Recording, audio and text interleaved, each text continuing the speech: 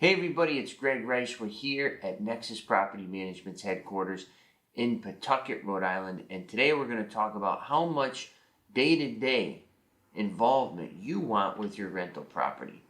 Okay, and there's four different categories that I put folks into just in my own mind, not officially, but just classification purposes.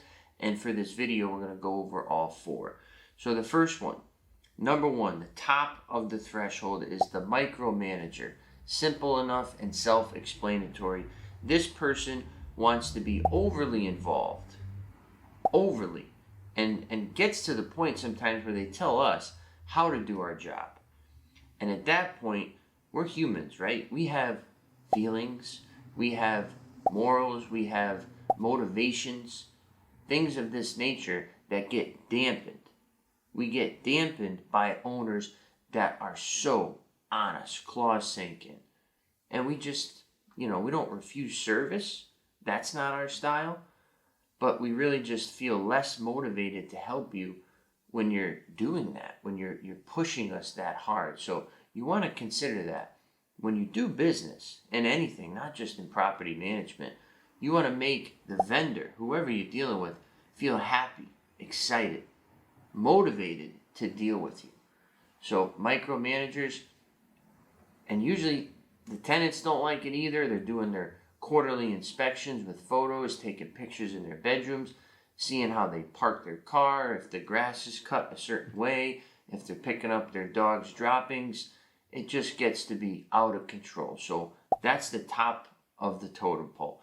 Don't be that guy or girl, all right? The next one, which is my favorite one, is the active participant. Active participant. They're not telling us how to do our job, but they're giving us their decision on what they want us to do. So they approve, they deny, they ask us for our advice, how we would handle a situation, what our experience is, etc. And that person is the most successful landlord. When something pops up, they promptly reply, we get it done, we send them the bill, whatever it may be, all set. That's who you want to be. And it requires you on your phone, on your computer. Maybe you got to make a phone call at a city hall. Maybe you need to talk to an attorney. Whatever it is, you should do it.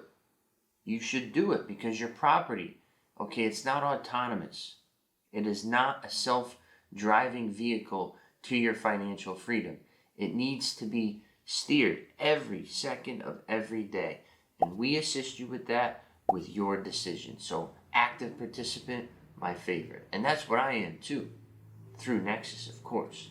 The next one is the passive observer, okay? And just look at it this way. I like to talk in metaphors, just like our director of brand operations, Mick LaForte. He loves a good metaphor. And the passive observer on the landlord side is like the person that goes to the gym and they go on the treadmill and they're texting for a half hour. They just break a bead of sweat, just a little bit, and then they go home. And then they tell their friends and their boyfriend, their girlfriend, their kids, whatever, oh yeah, I went to the gym today. It's true, they did go to the gym. But what value did they extract and what value did they bring? So when you go to the gym, you could hit the treadmill, you can hit some weights, do the sauna, do some stretching, etc. You can extract all the value. Okay, and that's what the active participant does. They show up to the gym, their properties, and they get everything they can out of it. So the passive observer will kind of, approve the big ticket items. Heating systems, turnovers, evictions, things of that nature.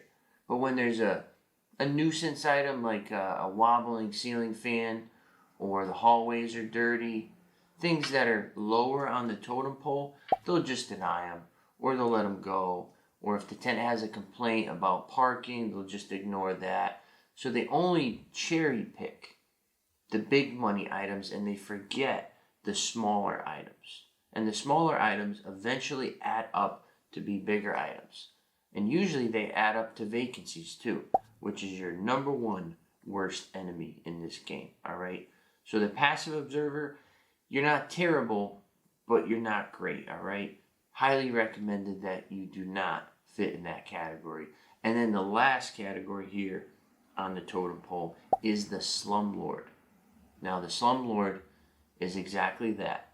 Slum, scum, the worst, the bottom of the barrel. They deny everything, they ignore everything, they don't respond to us, they don't pay their water bills, they don't pay their sewer bills, they don't cut their grass. It's just like, what did you buy the property for? What's your goal?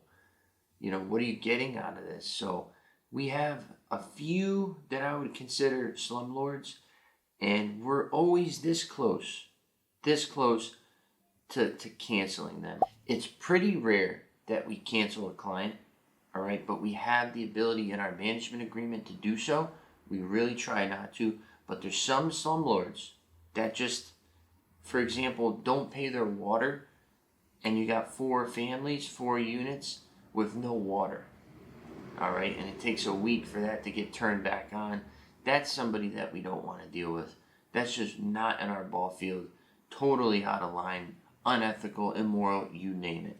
So we can and we will terminate those clients, but there are some that kind of hover there that, you know, we're not going to cancel them. They're not doing anything illegal, but they're just not maximizing the potential and the opportunity that they have in front of them. So that is, in a nutshell, the 4 types of engagement that you could have as a landlord. So to start at the top, again, the micromanager, the active participant, the passive observer, and then the slumlord.